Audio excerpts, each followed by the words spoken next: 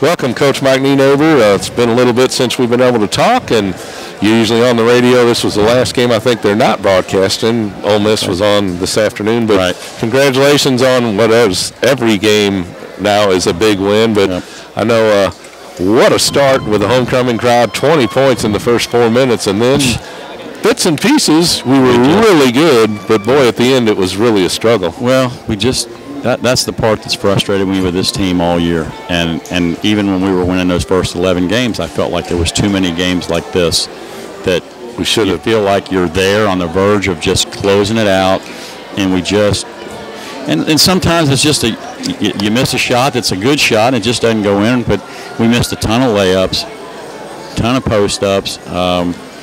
I just felt like it was a game that we should have put away, and we never could. And I give them credit. I mean, they kept scrapping, and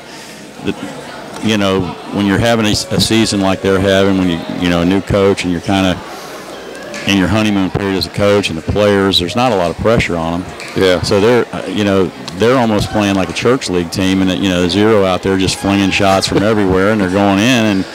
And some of it was bad defense, but some of it was just, some really crazy shots that were going in. And, what are you going to say? But it's frustrating that we couldn't put it away. Like you said, we had good moments. I thought we finished the half well. After we got that early start, we were making shots and stuff. And then Adam getting that second foul, was troubling because it was inside 10 points at that time. And, Jake I think does such a good job defensively. I love his defense. I love a lot of the passion that he plays with. I told him at halftime, I said, Jake really, I feel like, does a better job posting than Adam. He gets in there and when he gets the ball in the post, and some of that's the defense being more geared up for Adam. Right. But when he gets the ball in the post, he gets it down there in the post. So many times when Adam gets it, they push him out, and he winds up catching it 15, 20 feet from the basket. But he's getting it down in there, and he's just not calm down enough. He's still got that, it's just a freshman, and and unfortunately again, and that's why it aggravates me, because there were so many games there before Christmas, and even some of these that we played poorly after, where if we come out and execute, we're going to get him more minutes, and the more minutes he plays, the better he's going to get, like anybody, and the better we're going to get. And the same thing for guys like Mitch, and there's so many of these young, again, in some senses, with being picked where we were and, having the kind of run that we had, everybody's thinking this is a veteran team, but this is still, there's a lot of young guys out there still, and we're still trying to get minutes from young guys that are younger than most of the people they're playing against most nights. We got two freshmen playing a lot of minutes, and I want to get them more, quite frankly. And these are kind of games where I wish we could have done it and got them some more solid minutes, but it didn't happen. We just couldn't separate. And again, credit to them for hanging in there with us. Double-double for Adam D-Ball in 29 minutes, 18 points, 10 assists. I thought Cody was going to get one. I told him when he came out with 8 minutes, I'm like, you need 2 points and 2 rebounds, see what you can do. And got the basket. Got the basket real quick, and then probably would have got a rebound or two, but caught a facial shot there or whatever, but hopefully he'll be okay. Yeah. But, five double-digit scores, Coach. I know that pleases you, that we have a lot of offensive weapons when they're clicking. And tonight, even Brad off the bench really gave you a lift and had a good line. But 5 double-digit scores, led by Jeff with 26. Right, and the big thing these last 2 games, it's really important for us going forward. Jeff's had 2 good offensive games after a little bit of a little bit of an off stretch.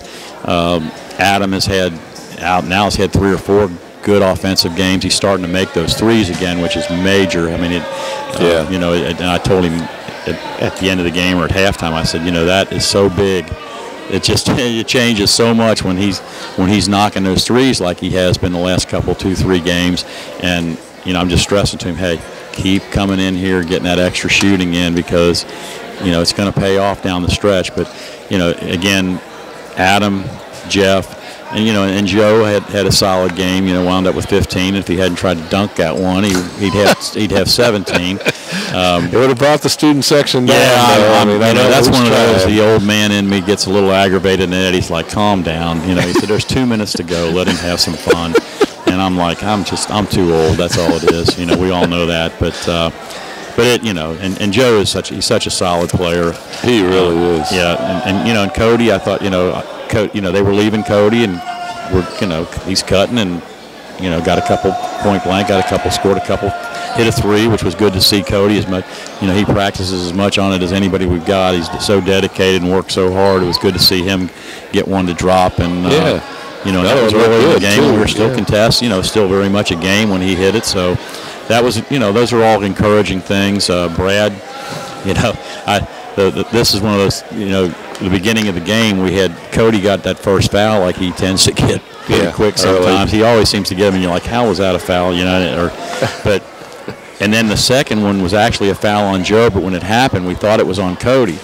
And the assistants, and I thought it was too, and they go, that's 2 on Cody. Well, if I'd have thought it was on Joe, I wouldn't. So I'm like, I go, Brad, get him.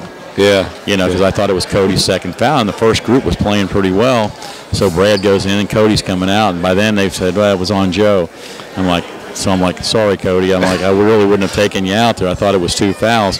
Well, we go down the floor, and the first thing happens, Brad hits a 3, and I'm like, what a great substitution. Absolutely. Great coaching move. So, anyway. That's right. Well, we'll see what the standings look like tonight, Coach, but this keeps you all right in the thick of things, and, trying to get that number 4. Could still end up with number 3. The first 2 are kind of up there. It's going to be hard to catch them. No, we're not worried about that right now. The biggest thing for us right now, I don't think we can catch the first 3. Yeah. I don't think West Al is pretty far away from us, and the problem is they've got the tiebreaker on us with that win, even though we only played them there, which is kind of a messed up thing the way the schedule is now. But we had a chance to do that with West Florida and Valdosta, and but it's about that 4th spot now, and it's about winning as many games as we can, which will build our resume.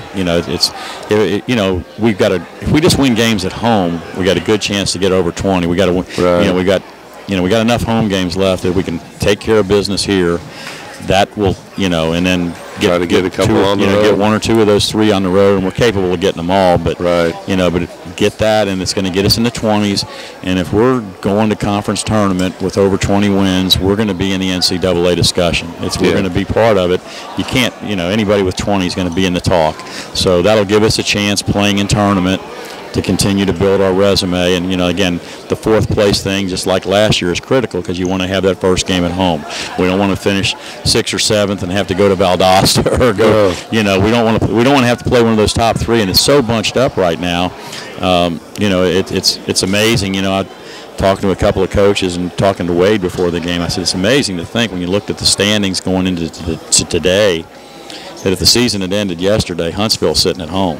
Yeah, they're 9th. Yeah, and and I wouldn't bet anything that Lenny won't find a way to get them in there. But that's how good the league is. I mean, I don't think that the top teams are as good as our Elite 8 team was, or Lenny's Elite 8 teams, or the Valdosta had one. Arkansas Tech going back to when those schools were in the league.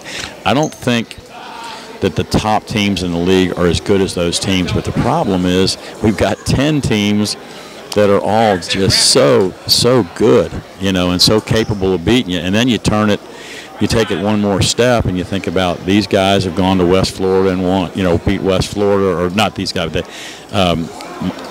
these guys go to West Al and win. Auburn Montgomery comes in here and gets us, but then they turn around and go to West Florida and win. So even the teams that are at the bottom are very capable. But again, what we talk to the guys about, anytime we win, when you pick up, when you go to the website and look at the standings, it's going to look better. Mississippi College and Delta were 2 of the teams tied with us today. They're playing each other. One of them's going to lose. That's right. So if we didn't win, one of them was going to gain on us. So that's going to knock one team out of that 4-way tie for 5th. And there's just so many competitive teams that something good's going to happen somewhere. The other night West Al lost at West Georgia. You just go down the line. There's just one thing after another. You say, well, I didn't expect that, but everybody's capable.